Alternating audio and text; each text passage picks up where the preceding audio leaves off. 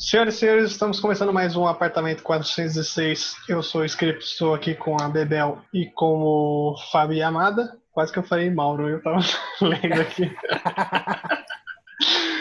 Enfim, hoje nós vamos falar sobre um pouco, meio que nostalgia nossa aqui vou falar bastante dos desenhos que eu via nos anos 90, quando eu era um pequeno scriptzinho lá em Osasco. E a Bebel também, o Fábio também vamos falar sobre isso. Bora aí? Então, eu acho que eu vou começar. Quer começar, Bebel? Não, pode começar. Falar uma listinha dos desenhos que eu lembro que eu assistia. Pode ir? Pode.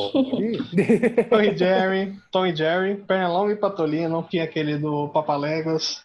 Tinha um legal dos anos 90 que eu curtia pra caramba, que tinha um monte de nave, carro muito louco, que era o Super Patos, o mais da comédia que era o Pateta e Max. Aí mais das HQ, que na verdade eu nunca li, quer dizer, eu li uma ou duas HQ na minha vida, a maioria das minhas referências de super-heróis são dos desenhos, então X-Men Evolution, o Batman dos anos 90, o Miranha dos anos 90 também, Liga da Justiça e o Super Choque. Você assistiu esse também, Bebel? Qual que era? Super Shot? Super Choque. Super Choque eu não lembro. Eu lembro do Freakazoid. Freakazoid. Eu lembro bem vagamente.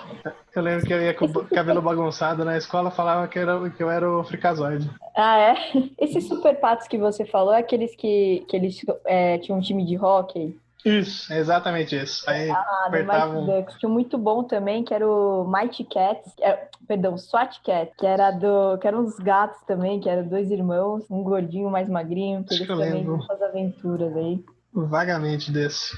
Eu lembro, eu gostava bastante do Batman dos anos 90, Batman Animated Series, dublado pelo Márcio Seixas, aquele cara que tem a voz bem grave assim, que era um Batman, não era como dos filmes que a gente via recentemente. Ele era mais o detetive do que pancadaria, então era bem maneiro. Você lembra desse, Bebel? Cara, eu lembro mais ou menos, porque eu tinha um lance assim, eu curtia alguns desenhos específicos também, e eu sempre tive um apelo muito grande pelo nonsense, né? Então, tipo, Laboratório de Dexter eu pirava, a Vaca e o Frango eu gostava também, mas assim, Laboratório de Dexter mais do que todos, eu acho que era o que eu mais curtia. Eu gostava muito de Hey Arnold, aí também, que era um desenho super profundo, assim, tinha uns temas mega desenvolvidos pra época. Esse que o menino tem a cabeça que parece uma bola de futebol americano? É, exatamente, que é o Cabeça de Bigorna. E eu gosto, até hoje, na verdade, eu curto muito esses desenhos aí que são mais nonsenses, né? Tipo Rick and Morty. Tinha o Flapjack uma época também, que era muito bom. Se bem que assim, a galera começou a fazer nonsense até demais, né? Que tem esse último do Netflix, não sei se vocês chegaram a ver. Acho que eu É sei o que o você vai falar. então, eu esqueci o nome dele. É Midnight o. Gospel. Exatamente, Midnight Eu, Gospel. eu não assisti, mas eu ouvi dizer que era meio que um podcast e fizeram um desenho para ilustrar, é isso mesmo? Você está Cara, é ligado isso. disso? Eu cheguei a ver uns 3 episódios e aí eu falei, mano, não, isso aqui tá louco demais até pra mim. Porque, tipo, é como se estivesse tendo um podcast. Enquanto tem um podcast, tem uma animação muito louca acontecendo. E são, tipo, os personagens da animação vivendo aquele podcast, falando sobre morte, sobre sexo, sobre drogas, sobre inconsciente. É tipo. Aí eu acho que foi talvez além, assim. Passou um pouquinho.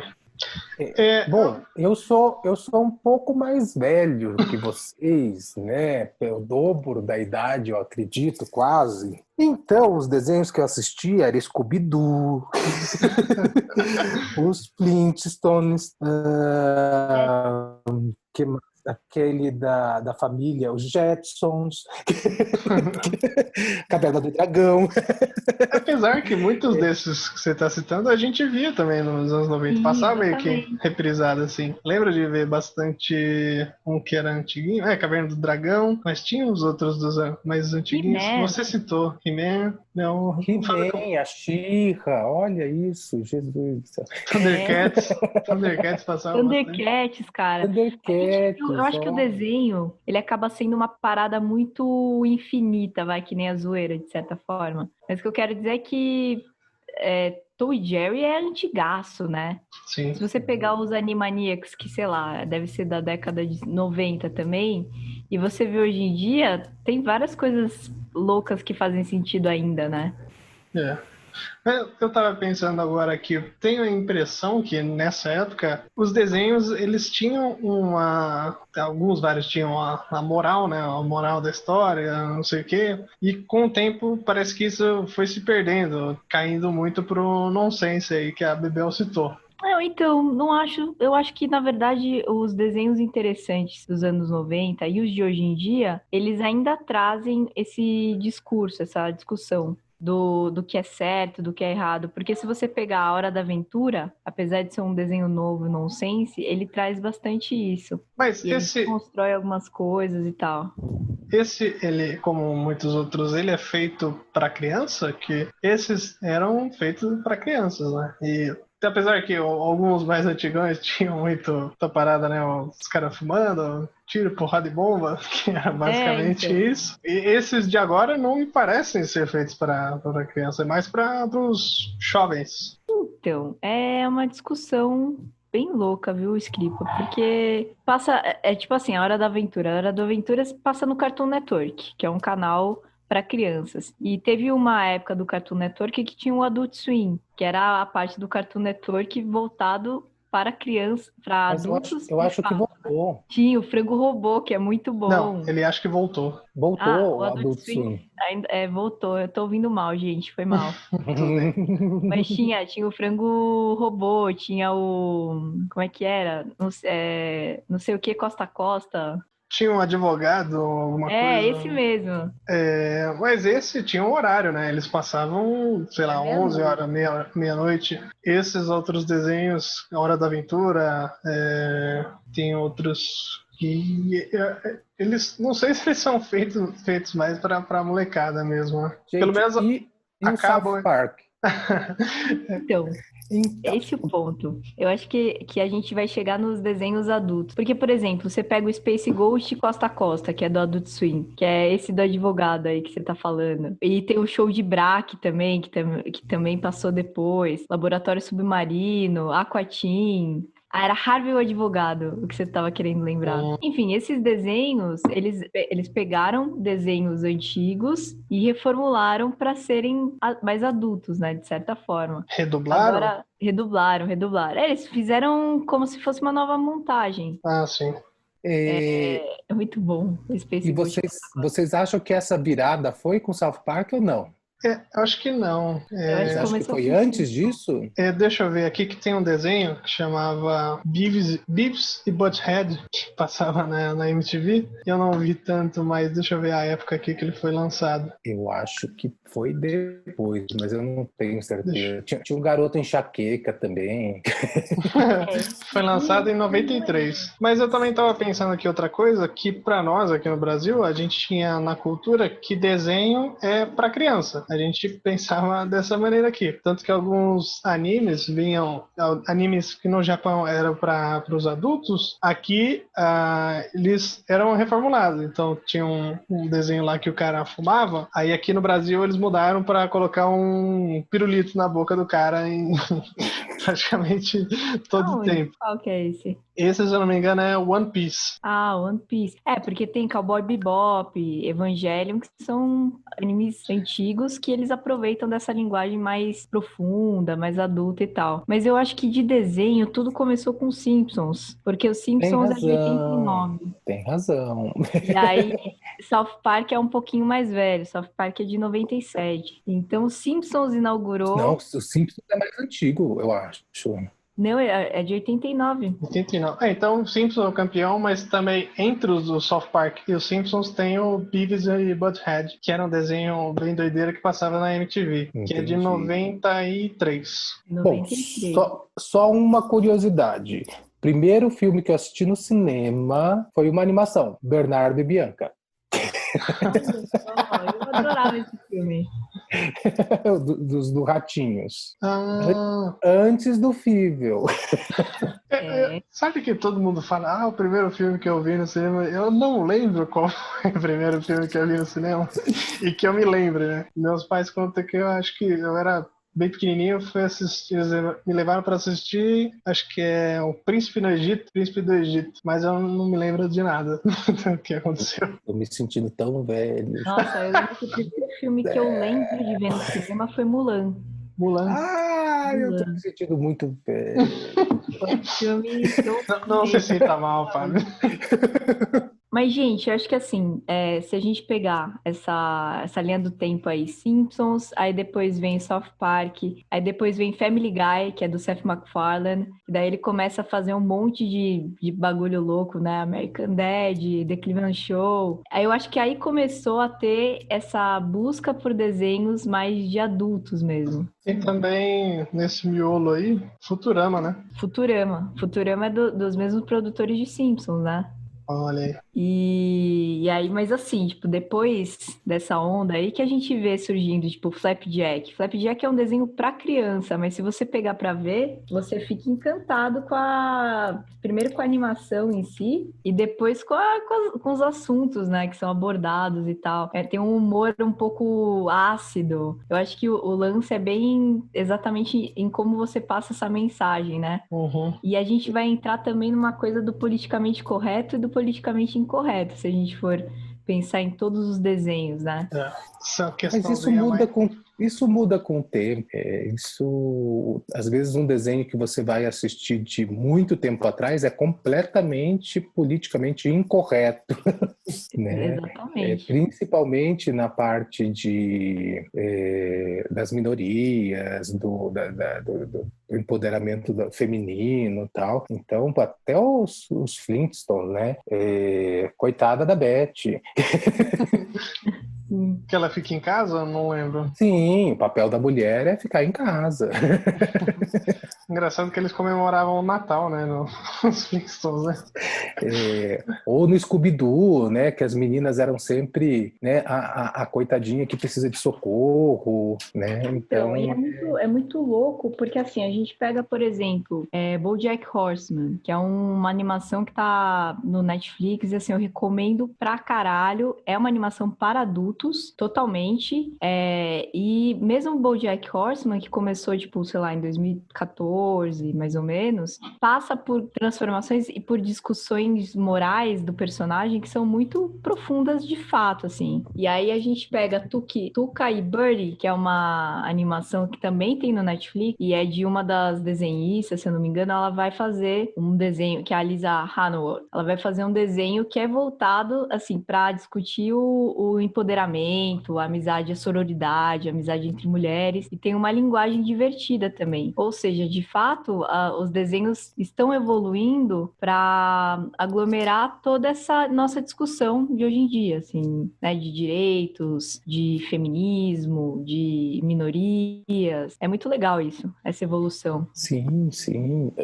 As animações orientais, japonesas, que preservam, né, a parte, como que eu vou dizer, dos estúdios, do desenho manual, aquilo é muito lindo, né?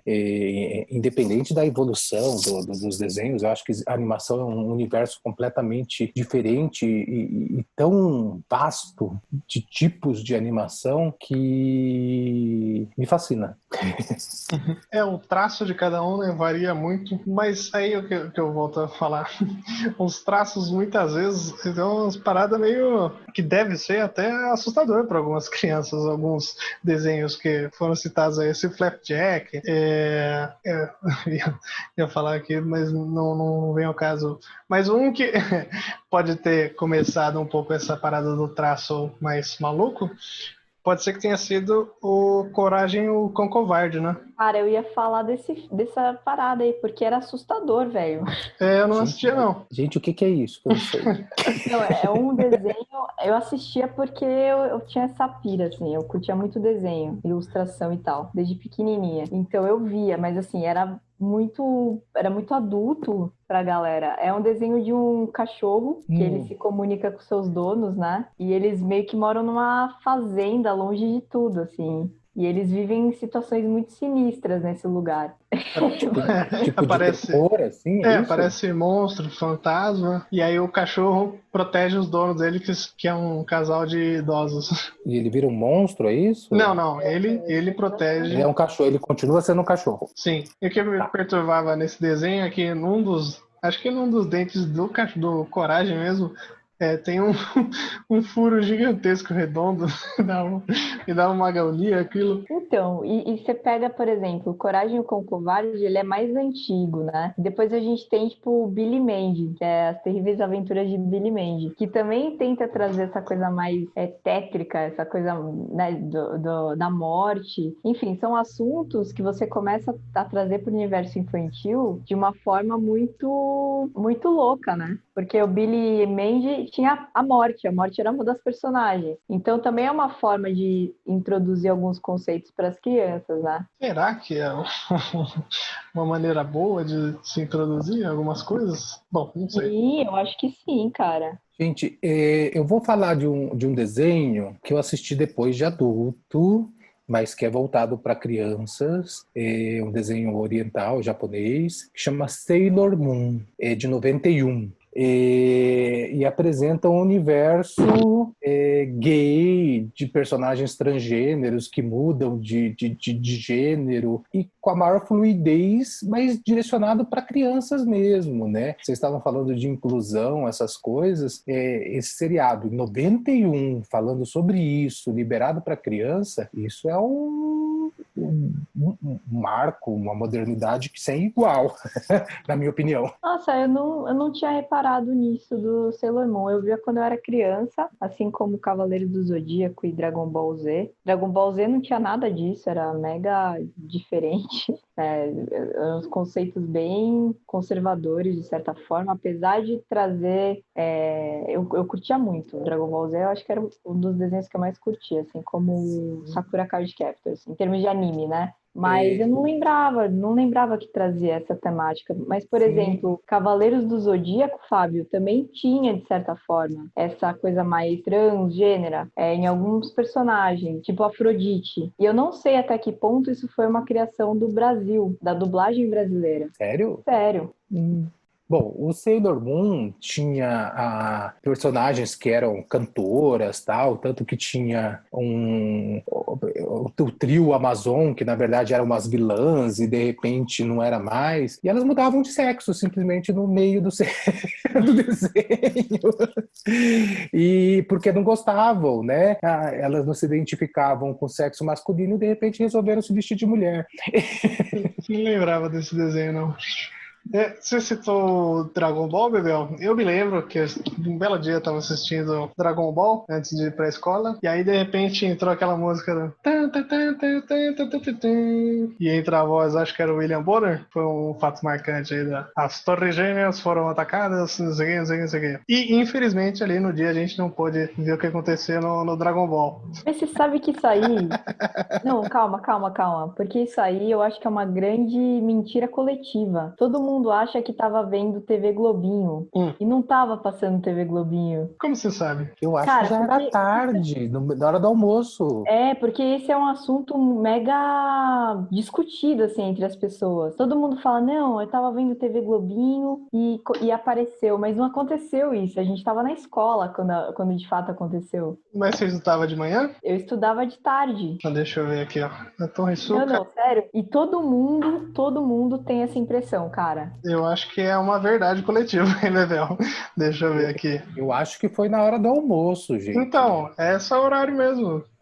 Passava, tava acabando o TV Globinho, era um dos últimos desenhos, e aí caiu as Não mano. Coloca aí pra você 3 dos ver. prédios do complexo do World Trade Center desmoronaram devido a uma falha estrutural, não sei o que. A Torre Sul caiu às 9h59.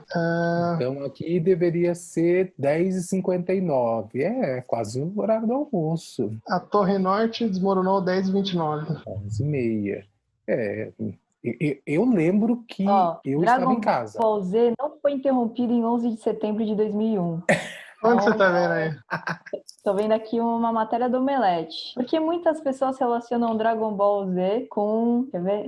Dragon Ball Z com a queda das Torres Gêmeas. Então é uma mentira coletiva, de fato. Mas pera.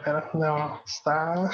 Eu tenho certeza absoluta que eu tava assistindo o desenho e parou. Eu também tenho certeza que eu tava assistindo o desenho. Então é o Omelete que tá mentindo. É fake news daí, ó. Gente, mas que horas acabava o TV Globinho?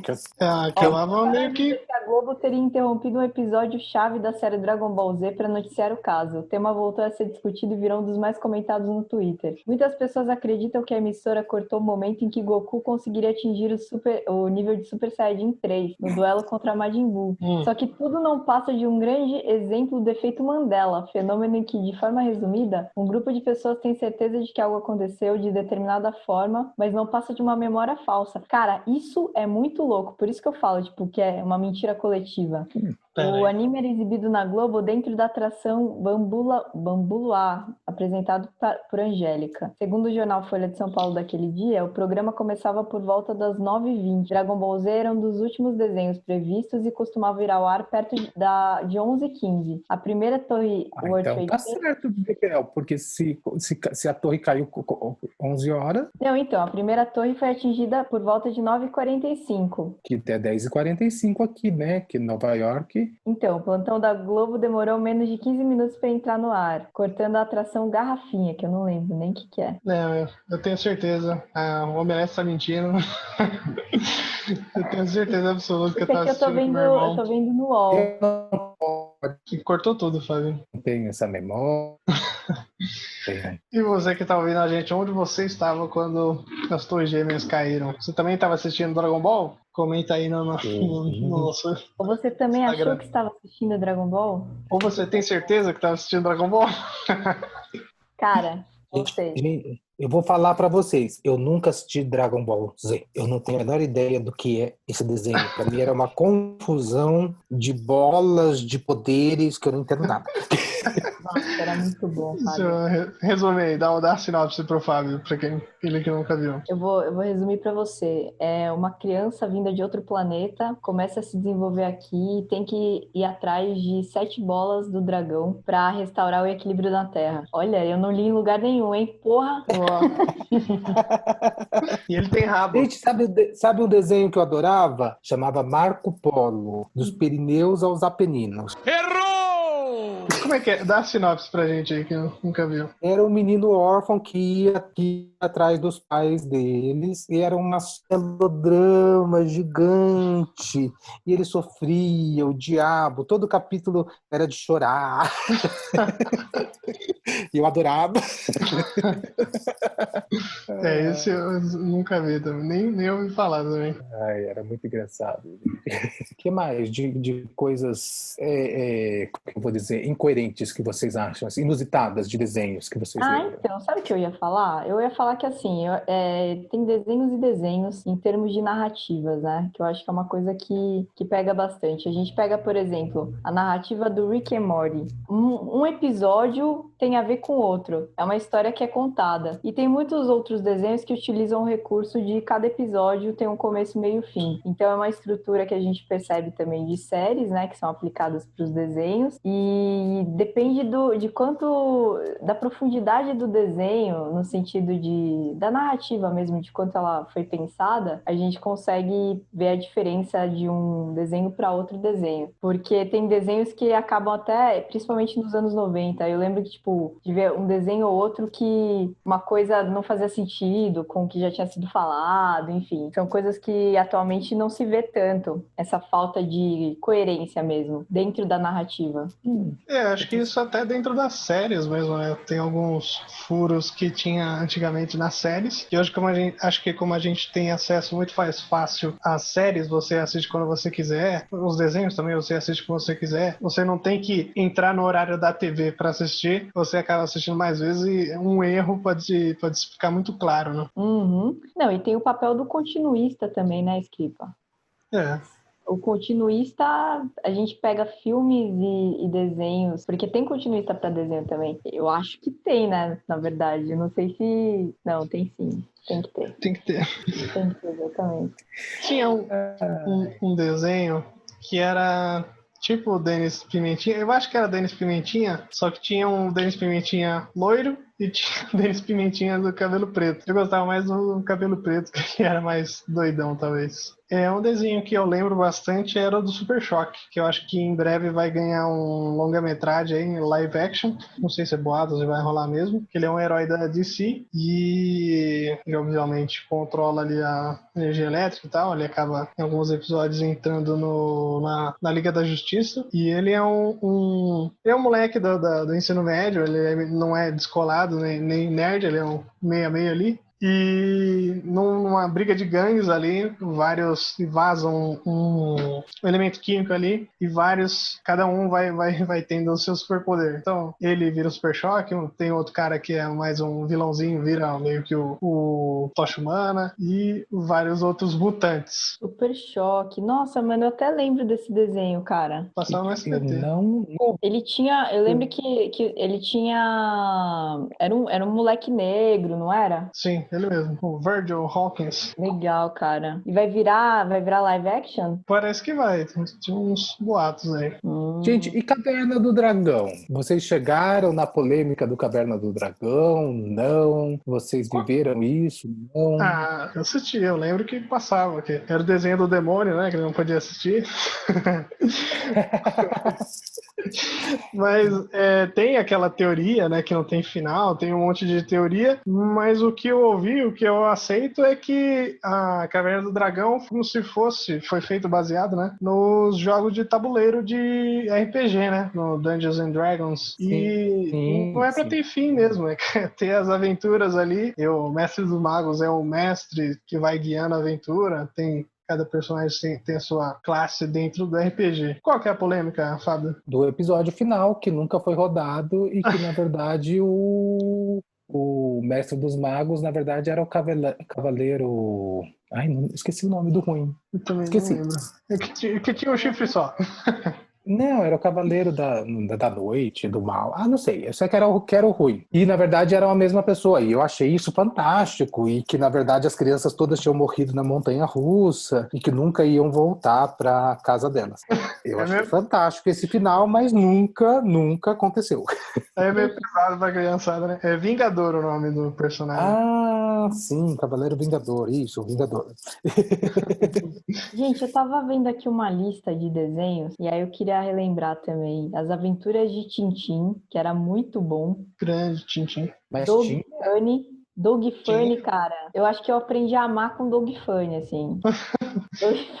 Doug Funny conhecia o amor. Doug Funny sabia. Tinha o Zé Colmeia, que de alguma forma tem uma coisa meio boêmia, que eu não sei explicar. Tinha o Manda-Chuva também. O Manda-Chuva era total boêmio, né? Que era aquele gato. Tem nessa lista aí o Corrida Maluca? Tem. Corrida Maluca e a Penélope Charmosa. Nossa, Corrida Maluca era muito boa também. E essa era uma coisa que, voltar para roteiro, que a Bebel tava falando, que me irritava também. A Corrida Maluca e aquele Pegue o Pombo lá, que também tem o Dick Vigarista, que sempre acontece a mesma coisa. Tipo, não consegue pegar o pombo, o Dick Vigarista tá na frente, faz a palhaçada dele, perde a corrida. São desenhos que irritam algumas crianças aí. Mas é porque tinha uma coisa de estrutura que eles faziam, que era eu tô tentando lembrar o nome da produtora que fazia esses desenhos todos, era a Hanna-Barbera, se eu não me engano. Hanna-Barbera é do Tom e Jerry, Scooby-Doo. É a Hanna-Barbera, sim. Mas é a Hanna-Barbera também, que fazia Manda-Chuva, Pepe Legal, Corrida Maluca, Don Quixote. Dá o que o público quer, dá o que o público espera. Exatamente. Até Tom e Jerry. Tom e Jerry é deles também, né? É, deles. Então, Pica-pau, ninguém falou do Pica-pau. Sim, é da Hanna-Barbera também. Ninguém falou do Pica-pau. Pica-pau me irritava muito, Fábio. Eu também. Pica-pau me irritava demais. Eu odiava. Eu gostava muito quando o Pica-pau se ferrava. Mas você para pra pensar, eu já vi essa discussão na internet, que eu também tinha essa impressão que o Pica-pau era o mais malandro, sempre quer se dar bem, quer zoar com alguém, mas eles sempre eram o Vingador, sempre, nos episódios verdade. Sempre alguém fazia mal pra ele e aí ele ia devolver. Um cara que é malandro mesmo, mas não tem a fama de malandro, era o Pernalonga, né? Que ninguém fazia nada pra ele, muitas vezes, e ele começava a sacanear os outros.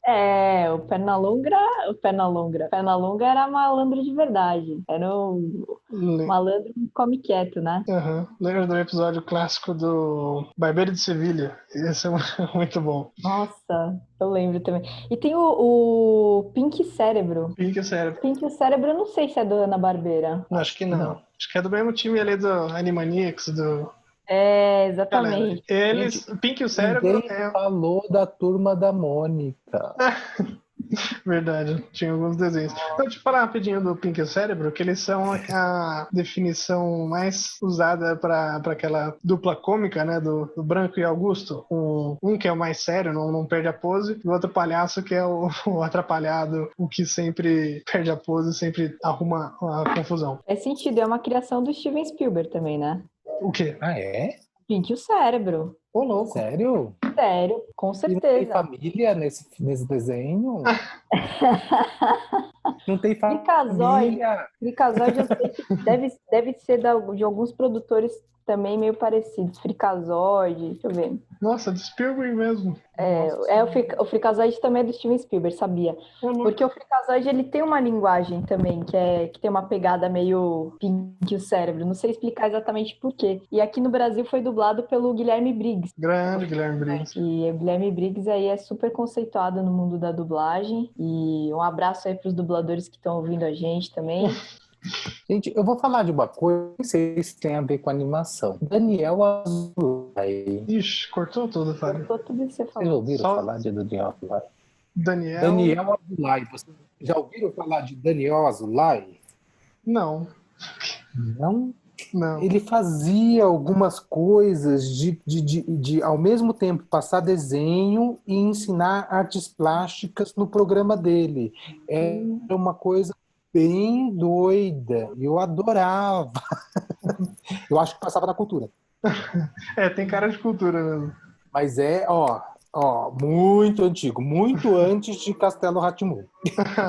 Depois a gente até pode fazer um episódio falando das obras aí cinematográficas que a gente acha que foram influenciadas pelo universo da animação, né? Porque você pega Castelo Rá-Tim-Bum, por exemplo, é totalmente criado assim, de uma forma fantástica, né? Que não é necessariamente da animação, mas vem bebe da mesma fonte do lúdico, da pintura, enfim.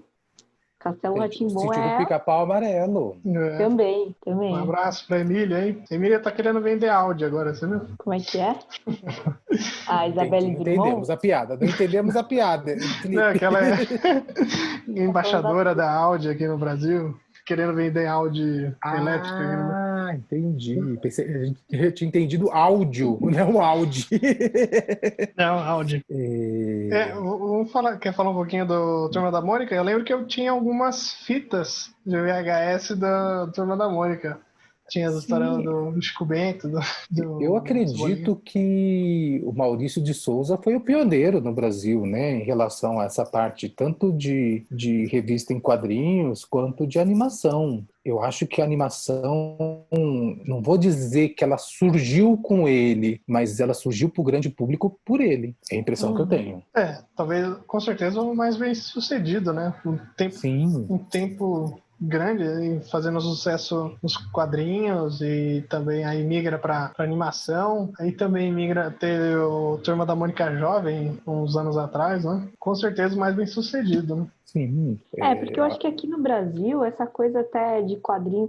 eu lembro que se a gente pegar esse universo de quadrinho aí também, trazendo um pouco, porque também bebe da mesma fonte, aqui a gente tinha... a gente teve por muito tempo a influência lá do Mickey, do Pato Donald, de Patinhas, como quadrinho, né? Competindo com a Turma da Mônica. E aí, se você pegar quadrinhos também, depois teve o Angeli, né? Que daí ele traz a Rebordosa... Ele traz o 68, sei lá, o 68 é dele também, não é? Eu não sei nem o que é 68, mas tudo bem. Também Mas a Rebordosa é uma das mais conhecidas, assim. Eu tô falando da década de 80. Aí uma personagem que é dele, tinha um outro punk que é não sei o que, esqueci o nome, vou ter que pesquisar aqui, gente. Mas ele não foi pra frente, né? Com essas personagens, não transformou em desenho até surgir o Dossiê Rebordosa, que inclusive é do nosso professor, do Leandro. Um abraço, Leandro. Um abraço para você se estiver nos ouvindo. Um abraço para Angeli E também. era exatamente fazendo um stop motion com essa personagem aí, tentando reviver esse universo aí do Angeli. E falando um pouco da animação nacional, né? Tem algumas animações nacionais que ganharam vários prêmios internacionais, não em seriado, né? Mas eu tô falando de filmes, né? Longa-metragens, como Menino e o Mundo, ou aquele do... Ai, meu Deus do céu, Turo, como que é o presente? Ai, agora eu esqueci o nome do seriado. Como que é o nome, gente? Vocês lembram? Que passa em 3 épocas, que tem um pássaro. Ai, eu não sei não. ganhou o Festival Annecy. Peraí. Annecy Brasil, vamos ter aqui.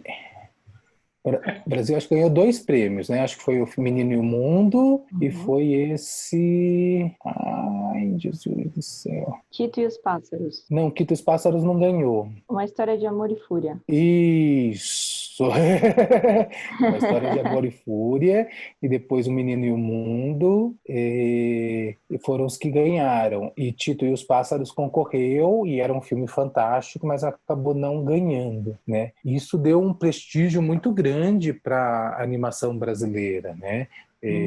Não tem como deixar de falar desses longa-metragens. Uhum. E tem falar também do Cassiopeia, que foi a primeira animação 3D do mundo, mas que... Como que é o nome do filme? Do Andy e da... Toy Story. Toy Story. Levou a fama. Que passou a perna no Cassiopeia. É mesmo? Eu não sabia nem... Não sabia disso, não. Cassiopeia também. Sim, a primeira animação 3D, praticamente toda rodada, né, na tecnologia 3D, foi Cassiopeia. Mas os americanos foram lá passar a perna no Cassiopeia e falaram que Toy Story é a primeira animação 3D do mundo. Cassiopeia. Caraca, acabei de ver aqui. Nunca nem ouvi falar. Toy Story eu vi várias e várias vezes, choro sempre. Se a gente for Mas falar aqui no Google, ó, a polêmica. Achei aqui no Google, Toy Story tá datado como 95. Cassiopeia tá datado como 96. Então, é isso que eu falo de passar a perna. O Google que... não é que passou a perna, é que saiu um pouquinho depois. Não, depende de onde você fala que foi o lançamento, né? Se você centralizar o mundo nos Estados Unidos, é lógico que Cassiopeia foi lançado depois. Se você centralizar o mundo no mundo com vários locais, aí você pode falar que é Cassiopeia. Mas aqui também... E ó, tá no Wikipedia, aqui tá a data de lançamento como abril de 96. O Toy Story tá como dezembro de 95, no Brasil. Não, o Wikipedia aqui tá fevereiro de 96 nos cinemas brasileiros. O que? O Toy Story? Cassiopeia. Aqui que eu tô vendo, data de lançamento, 1º de abril de 96. Ó, 1º de abril... Bom, independente dessa polêmica, gente, o filme ficou pronto antes. Nossa, Fábio, isso aí a gente pode fazer um episódio só falando disso. Sim, gente. Só do Cassiopeia, porque eu nunca vi. Eu vi. É lógico, gente, é lógico que a Cassiopeia não tem comparação com Toy Story. São várias bolinhas de uma centopeia que tem um efeito 3D. Mas, independente disso, é 3D e o filme foi feito totalmente em 3D. E o Toy Story, na verdade, não foi todo o filme que foi feito em 3D. Né? Além dessa história de quando foi finalizado, ainda tem essa história do totalmente 3D. Mas sempre vai ser assim. Foi assim com o avião do outro lá. Santos Dumont e os irmãos Wright. Santos Dumont. Mas esse aí eu já vi umas paradas que é verdade. Tem um livro polêmico da história politicamente incorreta do Brasil, que tem vários documentos que Santos Dumont era, assim, um empreendedor, tal, inventou bastante coisa, mas o avião dele não era tão bom quanto o avião dos irmãos Wright, e aí tem umas polêmicas lá que dizem que os irmãos Wright estavam interessados em vender um avião, fazer um produto, e o Santos Dumont estava interessado em ganhar prêmios, ser famoso, etc. Bom, independente disso, eu acho que vale a pena falar do Cassiopeia, porque o Cassiopeia foi um marco da animação brasileira. Com certeza. Da qualidade, do roteiro, da história, foi. Vale a pena falar e eu tenho que ver realmente, porque eu não vi. Mas tem um desenho que eu vi, que vocês devem ter ouvido falar também, que é conceituado fora do Brasil enfim, foi comprado para passar, né? Que é o Irmão do Jorel. O Irmão do Jorel também levantou polêmicas, porque há um tempo atrás o criador, ele se envolveu aí numa situação com a ex-namorada, foi acusado de várias coisas. Aliás, nunca se soube direito se era ele, se não era ele, se aconteceu, se não aconteceu, mas as pessoas entenderam que foi ele, meio que ele sumiu, assim, da mídia. Mas o Irmão do Jorel é um produto muito bom, assim, só que muita gente pegou ranço dele, até da animação em si, por causa dessa história aí. Eu peguei um pouco também, não vou dizer que não, mas a animação era muito boa, é muito boa. Eu acredito, gente, independente da polêmica, que a vida pessoal deve ser sempre separada da obra do autor. É lógico que fica difícil às vezes separar, julgar, mas a gente sempre luta para separar uma coisa da outra, né? Então, julguem a obra, não julguem o autor. Essa é a minha opinião. Não sei se é a opinião de todos, né? Mas é isso. Eu tenho uma opinião um pouco diferente, Fábio. Mas assim, tipo, eu entendo total que a obra é uma obra e quem faz enfim, é uma outra discussão de fato. Só que pode falar. Não, só que assim, tipo, a gente chegou num momento atual que começou-se a ir atrás dessas pessoas porque elas faziam parte do mercado, né? Então, elas continuam produzindo. E aí entrou numa questão muito, principalmente ligada às mulheres, e a questão de assédios. Então, teve um movimento Me Too nos Estados Unidos, enfim, que é super liberal, mas também é uma coisa que chegou para revolucionar de alguma forma ali a indústria, e outros movimentos também em Hollywood que eram contra esses caras que não se retrataram de alguma forma continuarem dentro da indústria. Então é por isso que chega um momento em que não dá tanto para tirar a obra do criador, ou enfim, o ator que faz parte daquela obra. Tanto que vários atores e produtores foram meio que banidos um pouco dessa indústria, assim, perderam cargos, enfim. Eu tô falando de atores conceituados, tipo o Kevin Spacey, que ele abusou de homens e mulheres, né? Então,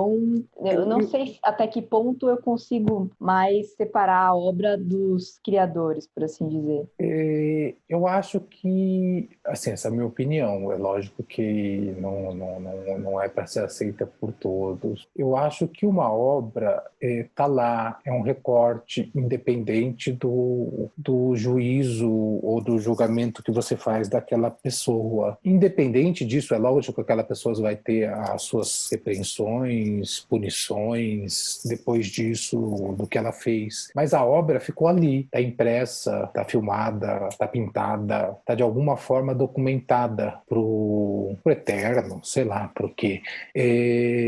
Então, se você for julgar a vida pessoal de cada pessoa que produziu uma obra de arte, às vezes você vai poder chegar à conclusão de que todos eles foram loucos, foram transgressores da sua época, de alguma forma. E tudo isso é tão fluido com o passar do tempo, que o que era condenável ontem não é condenável hoje, ou o que não era condenável ontem é condenável hoje. Então, eu acho que tem que estar aberto e ver, né? E ver o que você sente daquilo, independente do que a pessoa carrega, do autor carrega. né? É Eu o que acho você que sente ao ver. Não, eu acho que assim, o ponto é você ver, né, ler, por exemplo, as obras ou ler as obras, são feitas e são criadas, e entender. Eu acho que isso faz sentido. Sim,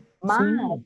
a gente está falando, por exemplo, de obras antigas. Se a gente pegar, por exemplo, o que aconteceu com o Woody Allen. O Woody Allen é um dos diretores que eu mais curti a minha vida inteira em termos de linguagem, de cinematografia. E ele passou por diversas e diversas e diversas polêmicas. Então, ele é um tipo de personagem, porque ele virou um personagem, né, de si mesmo, que ele acabou ficando marcado pelas coisas que ele Sim, fez e por tanto que foi colocado em mídia. Isso não significa que as produções artísticas dele são ruins, mas significa que ele acabou deixando um legado diferente para sua própria obra. Tanto que os últimos filmes dele sumiram, né, no circuito. sim, por várias coisas, inclusive por esses julgamentos. Eu não digo que o julgamento é errado, as coisas acontecem e vão ter as suas consequências, mas você vai julgar noivo neurótico e esqueci o nome do filme,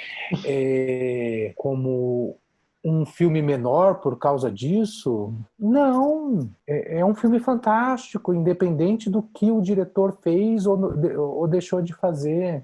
Me emociona, me toca. Mas eu acho que aí que é o ponto. Esse filme e todas as obras que foram feitas há tempos, e aí beleza, surgiu polêmica hoje em dia. É como se foram obras que você já apreciou de certa forma. Eu acho que essa discussão de separar o artista a arte do criador, a criação do criador ou a arte do artista, é exatamente hoje em dia quando essa polêmica, essa questão dos abusos sexuais dentro da indústria e do poder do homem, principalmente, acabam estando em evidência. Então, é essa que é a discussão. Então, por exemplo, para o cara lá que fez o Irmão do Jorel, que na sua própria animação tinha discursos mega feministas e mega simpatizantes com minorias e trazia recortes super legais em relação a isso, quando ele pega e na vida real faz uma coisa desse tipo, ele fica marcado. Não, acredito que o personagem, que a pessoa, a persona fica marcada. Mas a obra também. Esse é um ponto. Vamos abrir aí pro pessoal também, né? Discutir com a gente o que vocês acham. Eu fiquei com um pouco de bode, assim, fiquei com um pouco de ranço, mas eu acho muito boa a animação. Primeira temporada, eu lembro que eu vi assim, ó, muito, devorei, foi muito bom, assim. Porque Vou dar um exemplo polêmico. Eu vou criar polêmica, adoro. Pronto. Pronto. Caravaggio. Caravaggio. Quem é capaz de falar que os quadros do Filho da Mãe são ruins? Ninguém. Ninguém. Mas ele era uma pessoa execrável, horrorosa, desprezível. Mas as obras, os quadros, tantos anos depois, estão lá nos museus valendo milhões. E são lindos. Eu amo Caravaggio, quadro, não a pessoa. A obra, não o autor, né? Sim, eu sou. É lógico que eu entendo que a maior parte das pessoas não vão conseguir separar o autor da obra. Eu vou dar um exemplo horroroso, mas eu vou falar, foda-se. Ou o maldito goleiro lá que matou a esposa, ou a Flor de Lis que matou o marido. É lógico que você relaciona o ato que a pessoa faz na vida pessoal com o todo. Mas eu me posiciono como minoria gay. Eu não quero ser julgado pela minha sexualidade, independente de estar num mundo livre ou no mundo Bolsonaro, ou seja, do que for. Eu não quero ser julgado pela minha vida pessoal, eu quero ser julgado pela minha vida profissional. Pela vida pública, né? Sim. Eu acho que aí entra no ponto, Felipe, é a vida pública. Porque, por exemplo, o Caravaggio, ele estava numa época em que ser artista era outra coisa. Já existia uma outra coisa. O cara era um puta de um boêmio, tretava, sei lá, Brigava, batia. matava, Exatamente. lutava. O cara era um sem noção. Mas ele estava numa época em que esse tipo de selvageria, dessa carnage da vida, era comum de certa forma. Então, o que eu quero dizer é que assim, a vida, a arte, ela acompanha os tempos que vivemos, né? E eu não Sim, tô falando também que tá certo, ou que tá errado, ou como deve ser. Eu só tô falando que quando a gente pega hoje, por exemplo, se tivesse o mesmo Caravaggio em 2020 e ele fizesse as mesmas coisas, ele ia ter a vida pública dele totalmente desprestigiada e a obra dele também. sim, concordo. E E aí? até que ponto isso estaria errado? Porque pensa assim, aconteceu em 2020. E vamos supor que aconteceu em 2020, mas em 2200 ele continua sendo um Caravaggio mega prestigiado. O que Você entende o que eu fica? quero dizer? Enquanto a gente Sim, está vivendo os valores da nossa época, a gente tem que olhar e falar, putz, esse cara, desse produtor escroto, ele não tem que fazer isso. Ele não tem que mais participar de filmes mesmo. Mas, de repente, daqui a uns 100 anos, ele vai ser considerado um dos maiores produtores. E aí sim. eu acho que essa questão do que é público e de como você coloca, né, a sua vida e do que as pessoas também fazem dela, porque afinal um diretor, um produtor, ele vira uma figura pública a partir do momento que ele entrega a sua arte para o público, para o espectador. Então, eu não sei, cara, eu simplesmente entendo que a obra ela passa a ser analisada depois de um tempo, Sim, o caso distanciamento o histórico. criador tenha feito alguma merda, sabe? O distanciamento histórico é essencial Uhum. para o julgamento, né? Apesar que eu acho isso tão horrível de dizer, essa história do julgamento. Mas paciência, é impossível falar de arte sem falar de julgamento, né? De crítica, exatamente, não existe. E não É, existe ser humano que não julga também. É uma sim, grande falácia, né? é triste, mas é verdade. Triste, mas é verdade, exatamente. É, E a esse, gente fugiu completamente do tema e é, pronto. tá virando tradição. Esse Irmão Geral, ele começou no YouTube? Ou como é que foi? Eu não assisti, acho que não. Nem quando eu tava Cara, o no Irmão do hype eu Jorel, parei pra assistir. Onde que ele começou?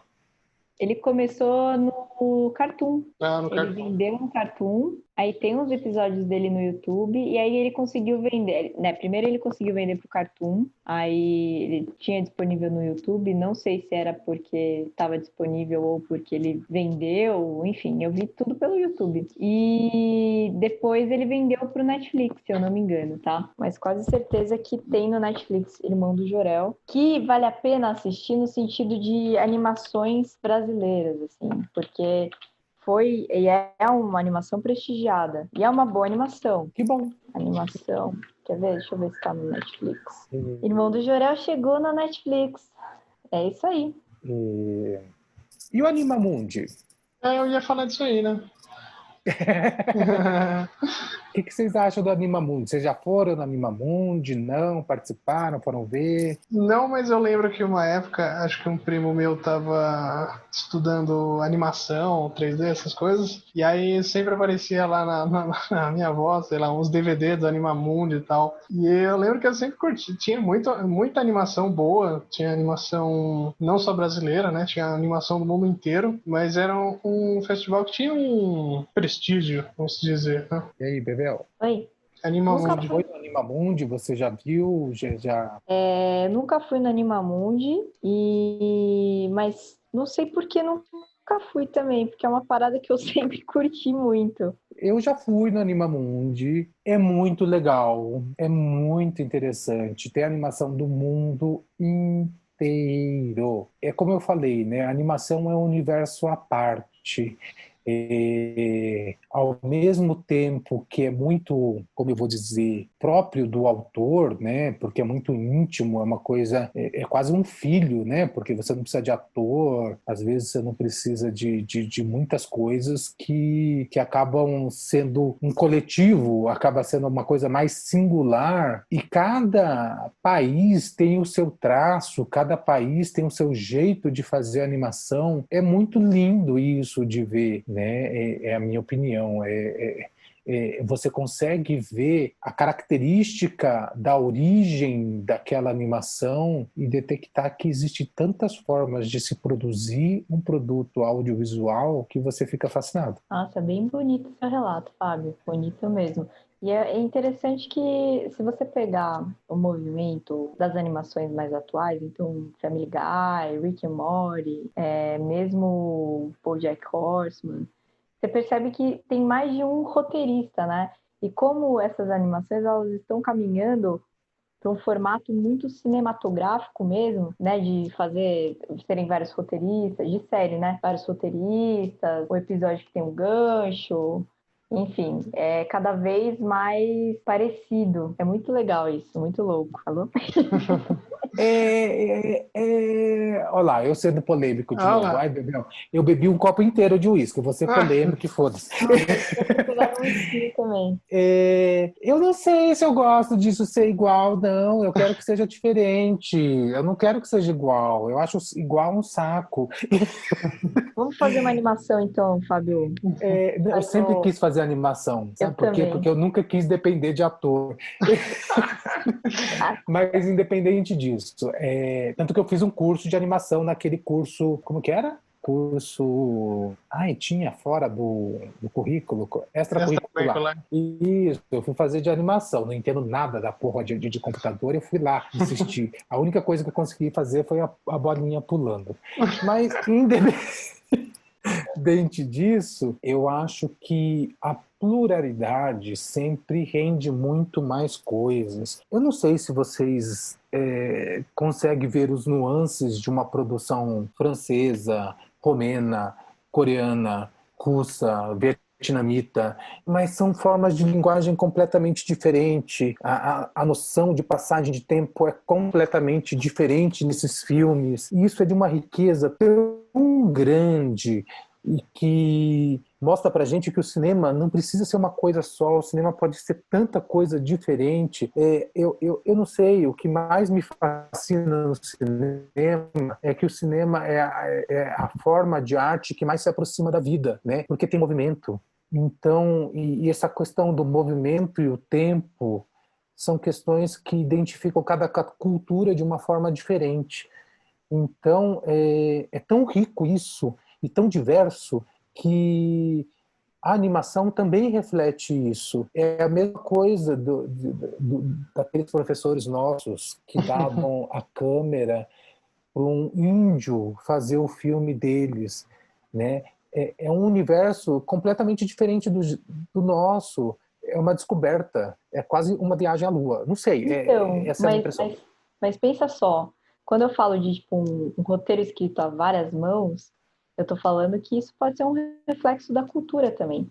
Então, um roteiro que eu escrevo com mais de uma pessoa, uma animação que eu escrevo com mais de uma pessoa, sendo uma mulher brasileira, etc, etc, vai refletir a nossa cultura brasileira. Um roteiro escrito nos Estados Unidos vai refletir, e a várias mãos, vai refletir a cultura deles.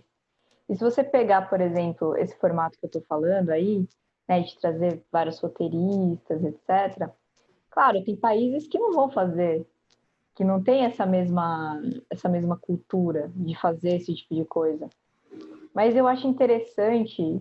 Eu sou uma pessoa, na verdade, que eu gosto de escrever com outras pessoas. Eu tenho essa pegada. Apesar de ter feito várias coisas sozinha, é engraçado que as coisas que eu penso que mais dão certo são as que eu consigo compartilhar e fazer em conjunto.